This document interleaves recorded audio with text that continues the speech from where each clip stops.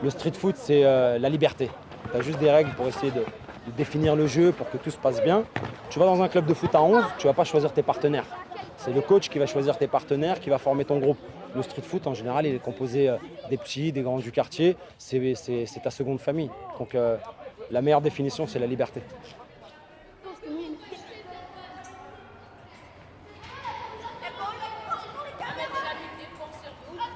Le football à 11, c'est le travail, c'est la passion, etc. Mais là où on kiffe vraiment, c'est quand on est entre nous et qu'on peut jouer 5 contre 5.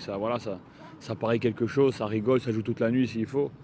Et ça, on n'arrivera jamais à s'en passer. Le street, t'es libre, t'es vraiment libre de faire ce que tu veux. Tu peux te mettre en défense, en attaque, au milieu de terrain. Tu fais ce que même si t'es goal. Il y a un truc qu'on appelait goal volant. Je sais pas si tu connais, c'est genre même le goal, il peut dépasser la moitié de terrain, il peut faire ce qu'il veut. Hop, il dribbler, hop, un petit geste technique, juste pour le kiff. Je suis pas solo, frère.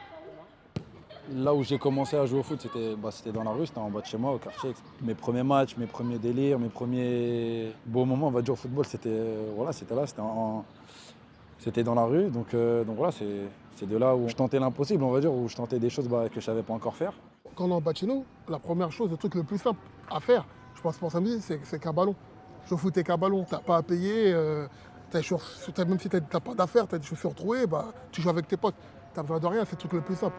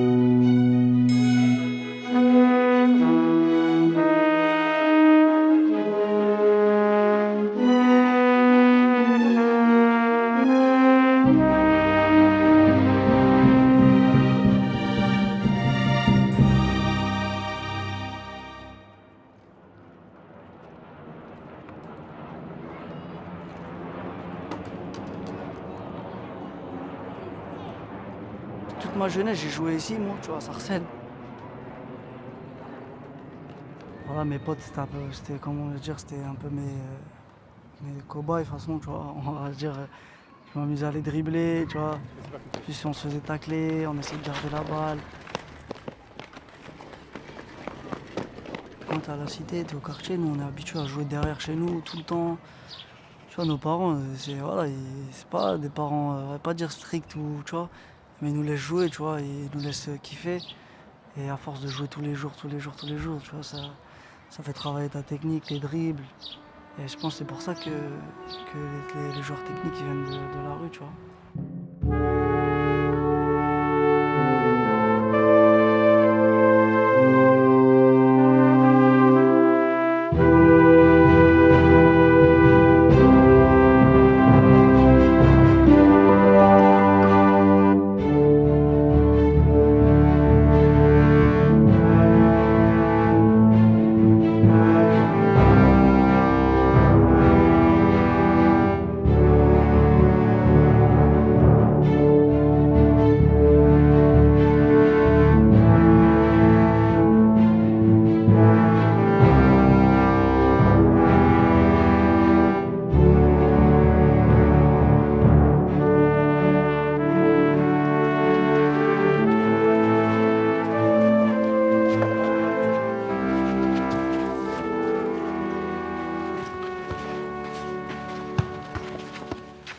plaît le plus dans le street football, c'est les beaux gestes.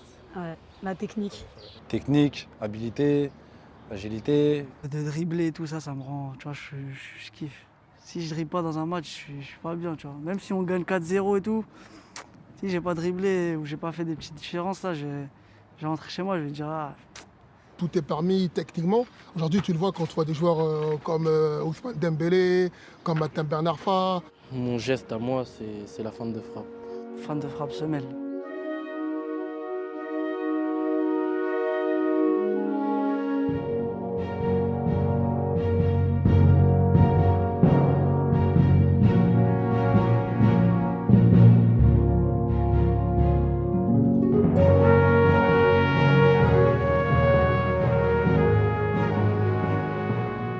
Je suis un grand fan de gestes techniques, même si je ne sais pas tous les reproduire.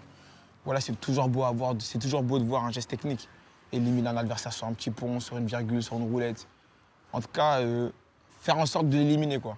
Le plus voir dans la caméra même, qui disparaissent. En France, tu as beaucoup plus de joueurs qui sont techniques, comme Ben Arfa, maintenant tu as Ousmane Dembélé, tout ça, qui sont techniques, mais sont remplis de chichi, beaucoup. Ils aiment bien montrer ce qu'ils savent faire, tu vois, les gestes techniques, les passements de jambes, les virgules, tout ça, tu vois. J'ai mis un geste à un grand de chez moi, j'ai mis une virgule en l'air, sombrero. Il m'a coursé dans la cité pendant 2 jours, tu vois. Il me cherchait tous les jours, tu vois. Après c'était pour rigoler, mais il me cherchait tout le temps, tu vois. Comme nous, dès qu'on gagne contre nos grands, pendant une semaine, on va faire parler que de ça. Même arriver au quartier, arriver vers les cités, voilà, on va dire ouais, on est meilleurs que vous êtes plus grands que nous. Juste histoire de les énerver un tout petit peu, mais tout en restant dans la rigolade.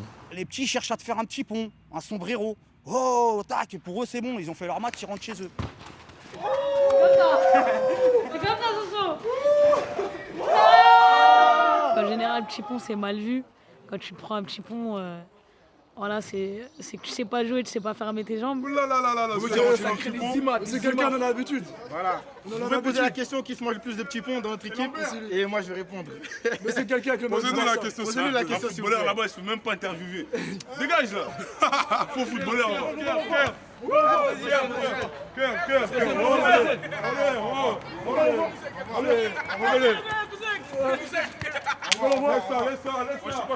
Laisse ça. On bloque, là c'est le contrôle là. On bloque là, là c'est le contrôle là, là c'est le contrôle poteau. Laisse ça, tu vois. La spécificité du 19e, mais surtout de Danube, c'est l'agressivité. À cause de mecs comme lui là. Globalement le physique en fait. Quand on est au gymnase, on est obligé de se rentrer dedans. Si tu ne rentres pas dedans, on te rentre dedans. Ça te chambre en plus. Hein.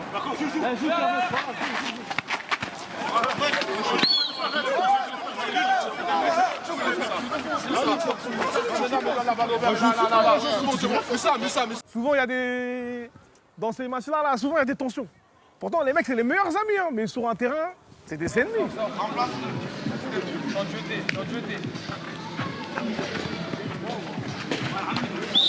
Doucement, les gars, doucement. Moi, j'ai toujours comparé un footballeur à un soldat, en fait. C'est-à-dire que s'il a peur d'aller à la guerre, c'est pas un vrai soldat. Donc un footballeur, s'il a peur de tacler, c'est pas un vrai footballeur. Quand je joue avec la rage. C'est pas dans la méchanceté, mais déjà j'aime pas trop dire quand tu prends un but, 2 buts, 3 buts et que t'as un gars à côté de toi, il dit c'est pas grave. 4-0, 5-0, c'est pas grave, 6-0. Moi j'ai envie de lui dire va jouer au FC, c'est pas grave mon frère. On n'aime pas du tout perdre. Et il n'y a que des mauvais joueurs ici en plus. Personne n'aime perdre. Votre polémique, elle a duré 10 minutes. Qu'il y a pénalty ou pas, nous, ça ne nous regarde pas. Nous, derrière, nous, tu crois qu'à 4-2 en 2 minutes, tu vas revenir? On est parti jouer à la cage. Là. À l'époque, Nike, ils avaient fait cet événement, là, à la cage, il y a plus de 10 ans, je crois. On avait pris le train, on avait galéré pour y aller. Il y avait la queue. Je crois qu'on a fait 4 heures de queue avant de jouer. Et on a eu la poisse, on a pris un but au bout de 40 secondes. Putain, on est sorti. Et on voulait se réinscrire, mais c'était impossible, il y avait trop de monde. Et on était dégoûtés, ça a tué la journée. C'est la gagne, ça veut dire la rage de gagner depuis tout petit, qu'on faisait un 2 contre 2 ou qu'on jouait contre une autre ville. Je me rappelle, mon coach, il me disait Riyad, dans les 30 derniers mètres, il faut tuer. Tu vois, faut que tu aies l'esprit d'un tueur, faut que tu arrives, faut que tu l'élimines, tu frappes, tu fasses quelque chose, tu vois. Depuis ces petits, on est comme ça. En fait, si tu rentres pas dedans, on te chambre.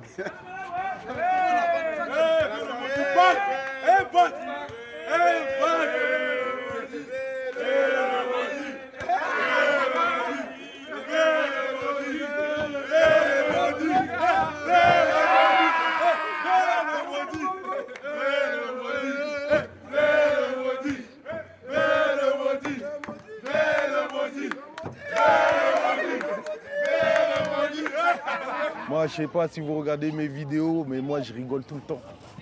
Hein, mon gars, faut rigoler ou pas? Oui. La joie de vivre ou pas? Oui. Hein, faut toujours rigoler, les petits ou pas? Oui. Alors, regarde, comme les petits rigolent tout le temps. Tu vois? Et j'envoie ce message à ma maman. Ah ouais? Oui, je t'aime, maman. Ah, c'est mignon. S'il faut rigoler, il faut aimer les parents. Voilà. Que ça vanne. En fait, tout est dans l'ambiance, tu vois. Nous, on se prenait pas trop au sérieux quand on jouait. Tout dans l'ambiance, tout ça, mais voilà, on gagnait tout le monde. Chacun.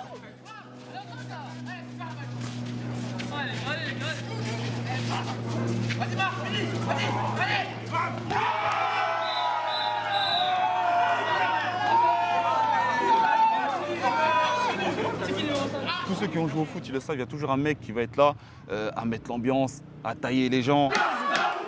Ici, il ne faut pas rater le geste technique. Hein. Alors surtout si tu te manges un geste technique, prends tes affaires et quitte le terrain direct. Parce que ça va rigoler sur toi jusqu'à arriver au quartier.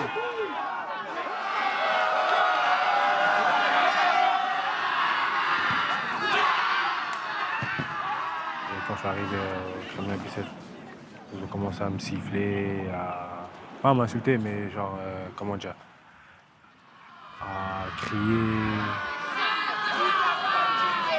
Je calculais pas trop, je restais concentré dans mon tournoi.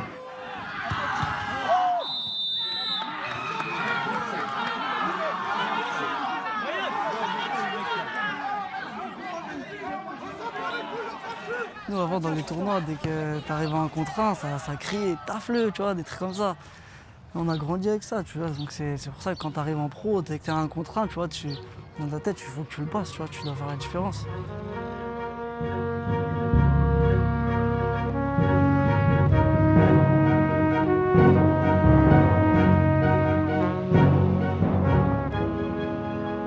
L'état d'esprit.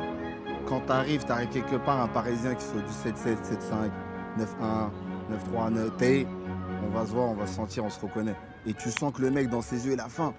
Il peut être pas un truc, mais il a faim. Tu le jettes sur un terrain, il a faim. Et ça, là, on peut pas nous enlever. À Paris, Île-de-France et tout, c'est ici les talents sont dénichés. Ici, il y en a, ils se cachent, tu les vois pas, tu vas les voir un peu dans un quartier, tu te dis, mais il est trop fort, lui, il sort d'où et tout. Mais il est encore là, tu vois, dans la cité où il n'est pas inscrit dans un club. Tu vois, à Paris, il y a beaucoup de mecs comme moi, il y en a des millions, tu vois. Faut pas mentir, en général, les joueurs parisiens, c'est pas parce que je suis parisien, je dis ça, ils vont en province, ils sont au-dessus. Techniquement, tout ça, ils sont au-dessus. Physiquement, tout, ils sont au-dessus. Que c'est dans le quartier où il y a le plus de niaques. Nous, on n'a rien, nous. On est là, on a un ballon quand les pieds, c'est tout. Hein. C'était ça à l'ancienne. Hein. Tu sortais le ballon, et si t'es pas fort, tu joues pas. Donc t'es obligé d'être fort. Si t'es pas fort, tu jouais pas au foot. Et toi-même, tu sais, c'était comme ça. Soit t'es nul, soit tu vas au goal, ou soit tu joues pas.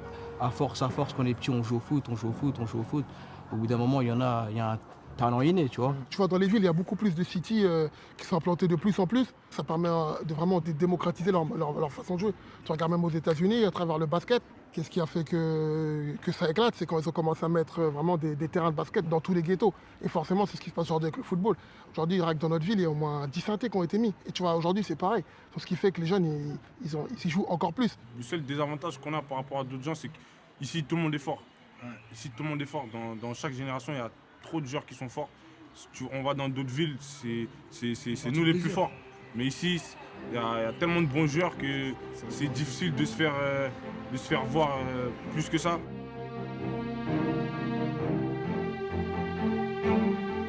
Franchement, je pense qu'à Paris, c'est l'épicentre du street football. Je pense que t'as pas... Après, je sais qu'à Amsterdam, on dit que ça joue beaucoup aussi. Non, moi, c'est les Hollandais, les Belges, moi, ils m'ont choqué, vraiment. Pour moi, c'est les meilleurs. En Europe, premier ou deuxième avec les Pays-Bas, techniquement. Ik denk dat ieder jongetje op de hele wereld straatvoetbal speelt. Ik denk dat het niet alleen in Nederland is. Alleen het verschil is dat wij in Nederland een hele andere soort straatvoetbal spelen. En daardoor onze jongeren gewoon die stijl oppakken. En op een of andere manier is dat gewoon de beste in de wereld. Ja, wat ik denk, omdat deze landen zijn zeg maar een melting pot van culturen. Weet je, veel immigranten. En ik denk dat op straat mixt dat allemaal. En heb je allemaal verschillende invloeden. Technisch, tactisch. En dat wordt gecombineerd. En iedereen heeft een beetje zijn eigen stijl. En ik denk dat dat de grootste reden is waarom wij technische spelers hebben. En ook veel creativiteit op straat natuurlijk. On est parti en Hollande déjà. En Hollande, quand ils sont partis là-bas, bah, ils ont fait une dream team carrément pour gagner le tournoi. Et nous, on les a pas rencontrés. Mais franchement, si nous les aurait rencontrés, je pense pas qu'ils nous auraient battus.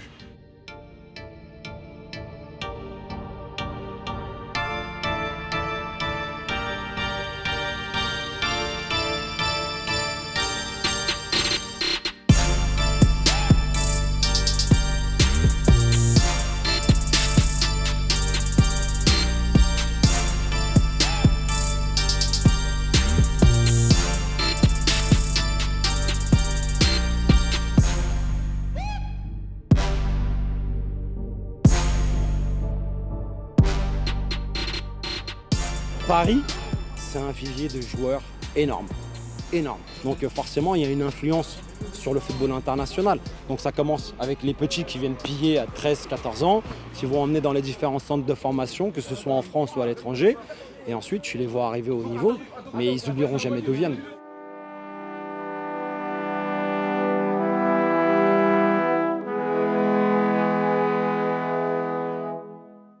C'est un endroit ici pour moi où tout a commencé. C'est vraiment mon enfance ici. Il y a des terrains derrière synthétiques où on jouait constamment. Ici, on jouait rarement. Ici, c'était les seniors qui jouaient là. Mais nous, on jouait plus derrière. Synthétique, il y avait 2 terrains. Et puis voilà, on avait des équipes de 4, 5.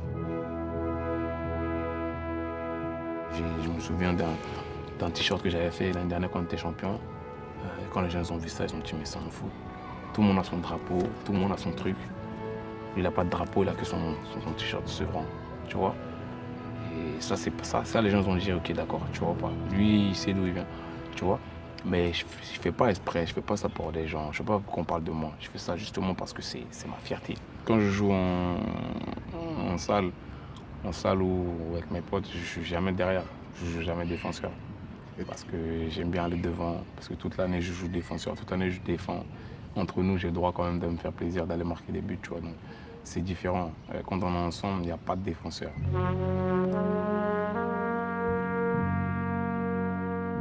Ici, ça s'appelle la butte en fait. C'est le terrain au Rougemont où si t'es Rougemontais, t'es obligé d'avoir joué ici. Tu vois, c'est le terrain la butte, on y jouait, on venait le matin jusqu'au soir, ça jouait de partout.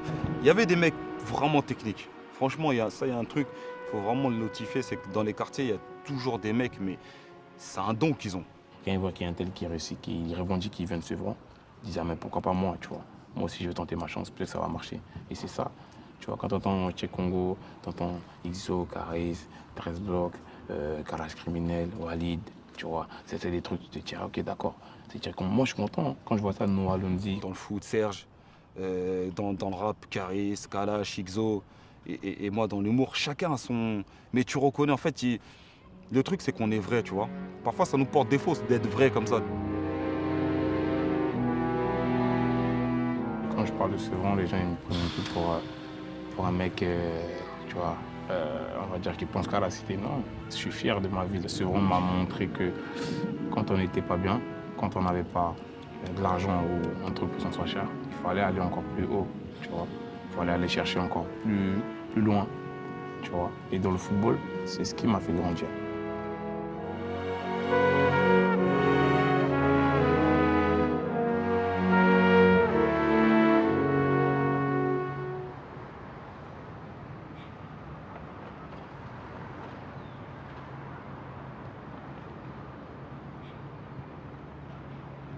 Dans mon parcours, en tout cas, j'ai pu vivre des choses qui étaient assez difficiles. Tu pouvais pas avoir ce que tu peux te permettre d'acheter aujourd'hui. Donc pour aller payer une licence, c'est tes parents qui doivent le faire. Moi, je prends l'exemple de chez nous, on est 5 garçons. Tu vas payer une licence, ça coûtait déjà cher. Les parents n'ont pas les moyens. Payer une paire de baskets, de crampons, de survêtements, etc. Il n'y a pas les moyens. Et donc ça a fait que... T'as vu, ça génère de la frustration, tu vois. Moi, le premier, j'étais petit, on me disait pourquoi tu vas pas là-bas, j'en parlais pas trop, parce que j'avais pas les moyens, tu vois. Je suis pas un voleur, j'ai pas eu ce talent-là, tu vois. Donc tu pouvais pas avoir de revenus qui vont te permettre de toi aller te payer ta licence à 14 ans ou 15 ans. Et du coup, là, avec des amis, on s'est dit, bah, pourquoi pas aider ces petits jeunes qui sont en manque de moyens, tu vois. Pourquoi tu vas pas dans ce club? Ça revient trop cher. Ah ouais, bah, t'appelles une ou deux têtes, trois têtes, parce que toi, tu sais ce que ça a fait. Parce que je l'ai vécu, tu vois. Alors voilà, tu viens, on se met autour d'une table, on pose un petit billet chacun. Voilà, s'il est content, il a sa paire ou il s'inscrit dans le club. Nous, aujourd'hui, on a la chance d'avoir un petit frère qui nous le rend bien, qui joue à un certain niveau aujourd'hui, Gianelli Mboula, à qui se passe le bonjour d'ailleurs. Et d'autres petits frères aussi, Barioli Mina, tu vois, qui a été champion. Ces mecs-là, ils sont dans leur club, mais quand il faut faire un geste, ils le font. Tu vois. Pourtant, c'est des superstars. L'autre, il a fait le doublé. L'autre, enfin, superstar, on se comprend. Pour un petit qui est parti de la cité qui arrive là-haut, tu vois. Mais ils ont ce tir autour et, tu vois, vas-y, il manque quoi? Tiens, une petite paire pour ce petit-là. Qu'est-ce que tu veux de plus? C'est ça la beauté pour moi aussi.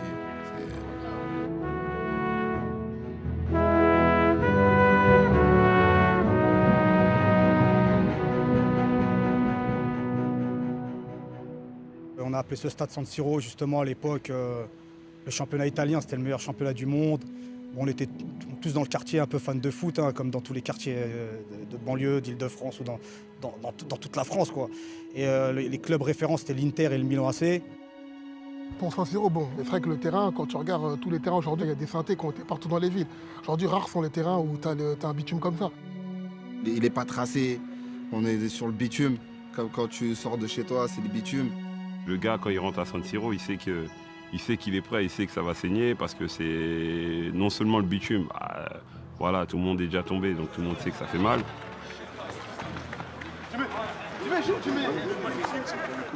En plus, c'est refermé, donc avec des grilles, donc c'est comme si tu rentrais dans une arène. Des gens, des fois, ils regardent les matchs, ils se mettent par la fenêtre. J'en suis sûr, ils prennent leur paquet de chips, leur paquet de popcorn, leur boisson, ils regardent les matchs, tu vois ce que je veux dire? Tu vois, tu vas jouer sur un terrain, il est rectangulaire. Bon, au point de corner, il faut centrer. Ici, il n'y a pas de corner. Il a une forme, je crois, c'est le seul. Tu vois ce qu'il y a, c'est le seul terrain en France qui doit avoir cette forme. Il est en biais comme ça, il y a des trous partout. Tu peux faire des choses que tu peux pas faire sur un terrain où c'est formaté déjà. Là, il n'y a pas de format. Tu regardes les terrains de basket aux États-Unis, sous le métro, là, t'as vu, c'est là où ils viennent les purs et durs, quoi. Tu vois ce que je veux dire? C'est là que tout le monde se rejoint, les footeux, les non-footeux, c'est là qu'on fait les barbecues, c'est là que les petits peuvent un moment approcher les grands, c'est là où on peut échanger, c'est là où sur les murs il y a les noms de ceux qui nous ont quittés malheureusement trop tôt.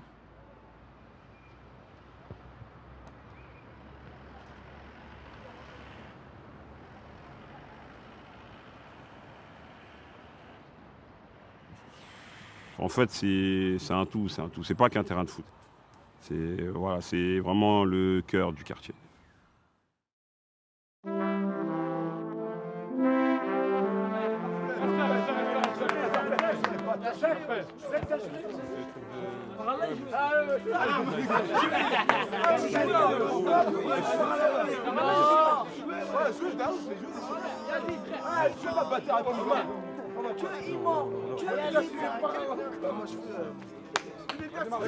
Voilà, mais il a médaillé. Voilà. Oh non. Assume-la, ah ouais, ton grand-père. Oui. Les gars, assume, les gars. Oh là, la caméra. Allez, la caméra. Allez. Un petit peu. Oh là. En live. Mon numéro c'est 19 par rapport à mon numéro de bâtiment. C'est là où j'ai appris à jouer au foot, on va dire. C'est là, juste en bas de la maison, que j'ai commencé à faire des 2-2, à apprendre à faire des jongles, etc. Et voilà, par rapport à ça, c'est quelque chose qui me tient à cœur. Et c'était un peu normal que je représente mon quartier, ma ville, avec ce numéro sur mon maillot.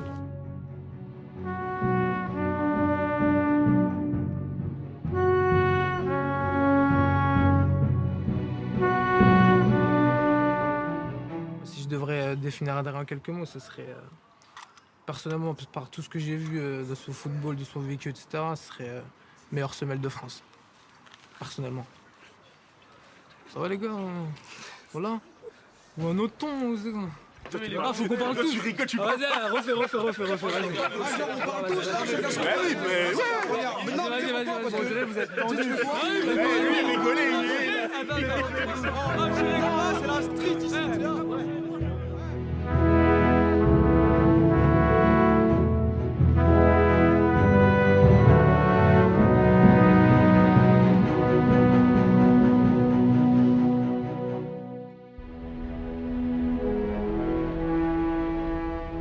De Aulnay Futsal jusqu'au Sporting, équipe de France, etc., on l'avait évolué. C'est-à-dire maintenant, aujourd'hui, il a un pouvoir médiatique.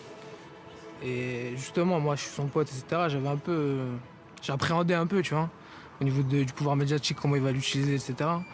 Et aujourd'hui, il l'utilise grave bien, tu vois. C'est-à-dire, c'est un exemple pour les petits. Il a réussi à prouver que même en restant au quartier, on peut réussir. Et regardez la preuve, il vit toujours au quartier, il est toujours avec nous tous les jours, mais il a réussi dans sa vie, alhamdoulilah. Chacun a sa propre vision. Moi, je suis un joueur de futsal. Les petits d'aujourd'hui, ils veulent pas faire du futsal. Quand on regarde le foot en général, c'est Messi, c'est Barcelone, c'est Ronaldo, c'est Real, etc.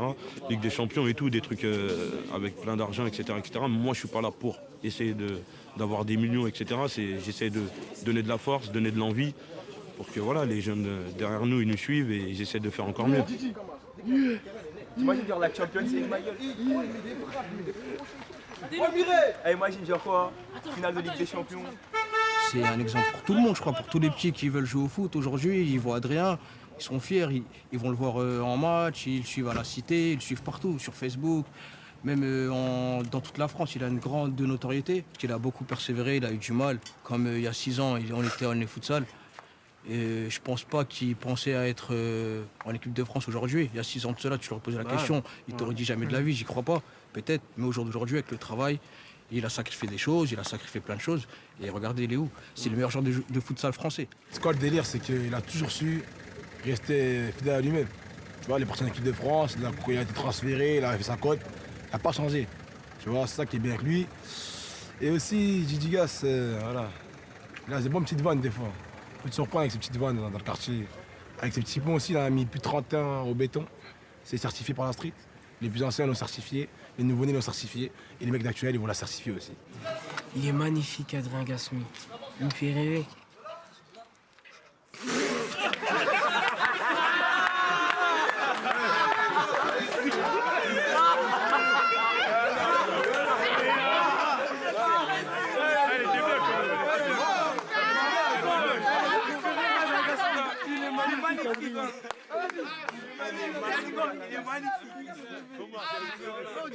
Il parlait quoi d'une raclée sa mère? Il a vu quoi une meuf sa mère?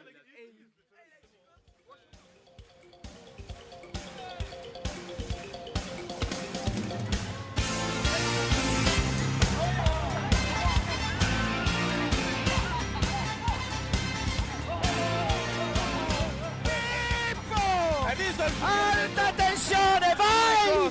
Pippo mio! 1-0 per i ragazzi! 1-0 per i ragazzi! Solari que tiene la pelota. Vamos Roberto, la va a poner Roberto, y está Zinedine en gatilla, chuta.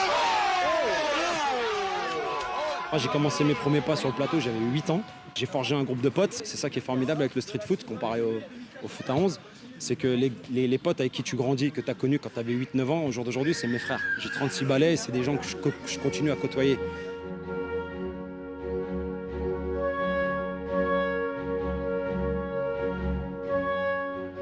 J'étais en échec scolaire, pour ne rien cacher. À la maison, il n'y avait personne qui pouvait m'aider concernant mes devoirs, je ne captais rien. Donc forcément, plutôt que d'aller dans la rue, traîner, zoner, la première chose qu'on faisait, on se retrouvait là. On tapait le ballon de 17h à 20h, de 17h à 21h. Pendant les vacances, on avait 15 jours de vacances scolaires. Et je te jure, c'était 15 jours de foot. Et c'est ça, c'est pour ça que je disais que c'est un formidable canalisateur. C'est que ça te permet non seulement de te défouler, parce qu'à un moment ou l'autre, tu as la haine, tu comprends rien à l'école, il n'y a personne pour t'aider, tu es en manque de sous, tu as des difficultés au niveau de l'argent, financier, ta famille, voilà, etc. Je te passe le débat. Et quand tu te retrouves là, tu es libre. Tu es libre de tous ces problèmes, tu es libre de toutes les problématiques et toutes les barrières que tu as en dehors dans la société. Et là, c'est un bol d'air, c'est un bol d'oxygène. Jordan, il est vraiment de votre génération, ma gueule. Il est obligé, il prend la balle, il est obligé de faire une feinte et après essayer de la donner. Mais tu joues pas les. T'es un putain de joueur, ça, y a rien à dire. T'as une technique de ouf, y a rien à dire. Mais tu sais pas jouer en une touche. Non. Jean le touche, essaye Moussa. J'arrive, t'inquiète pas. Et Ferrat, il est toujours à côté de toi. Il y a énormément de bons joueurs dans tous les quartiers, il y a énormément de bons joueurs dans le bassin parisien, dans toutes les banlieues, mais ils ne se rendent pas compte que le foot c'est un sport collectif et que leur qualité individuelle, ils doivent le mettre au service du collectif. Mais bon, après ça, ils l'apprennent au foot à 11, c'est aussi notre rôle en tant qu'éducateur. C'est pour ça qu'on leur met pas de barrière dans le street foot. Ils font ce qu'ils veulent, ils s'amusent, mais sur le foot à 11, nous, notre volonté justement, c'est de leur expliquer que voilà, il y a un moment, leur talent individuel, c'est pour le collectif. D'où la première question tout à l'heure, le football de rue, le street foot, ça rime avec liberté. Et nous, on ne veut pas leur enlever cette liberté.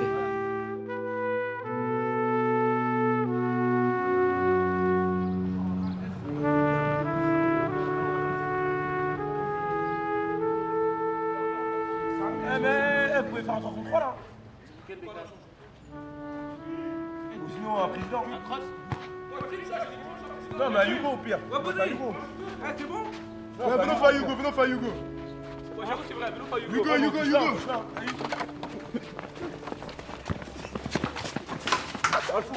Voilà, c'est pas moi. C'est lequel hein? Je suis le pas marqué hein. Mais. Ouais,